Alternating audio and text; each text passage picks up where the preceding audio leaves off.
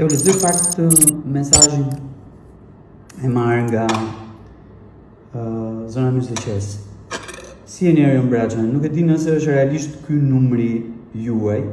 Jemi fermer nga zona e Bubullimës. Kompania e qumshit Lufra po na shkatron. Deri dje kishte skemën gjoja njerëzit i hidhnin ujë me gjas qumshit.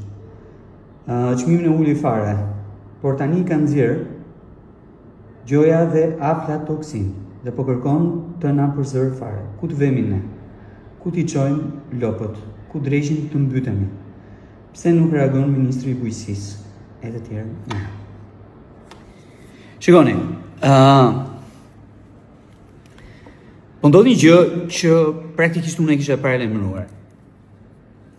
Skema e tatimit mbi vlerën e shtuar, patjetër që favorizon importin, dhe për këtë u bë debati në fund të vitit që shkoi, edhe në nëntor, edhe në dhjetor, po kur nuk kupton, nuk kupton. E dyta gjë që është po kaq e rëndësishme, ishte ai aksioni kundër informalitetit me qëllim rritjen e sigurisë ushqimore, e që ishte instrumenti i kërkuar nga këto fabrikat e mëdhaja për të goditur elementin e mesëm në treg, që ishin baxhot. Rënimi i baxhove, siç e pata lajmëruar, ka lënë në treg vetëm dy faktorë.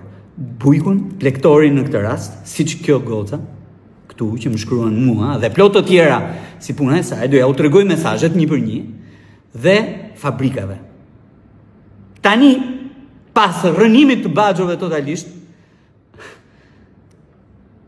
bujku nuk ka ku e çon më qumshin, ose tek fabrika, dhe me çmimin që do fabrika, ose asgjë kundi tjetër.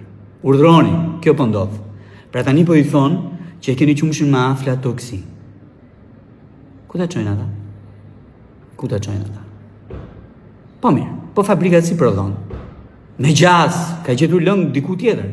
Se Shqipëria, për shkak të lagështirës, duhet jetë do e mos me aflatoksin. Cili mbetet burimi?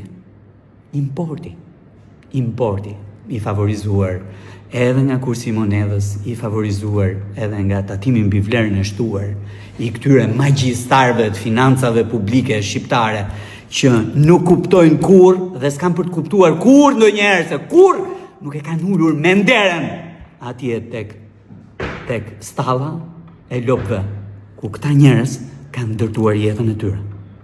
Kaq e thjeshtë.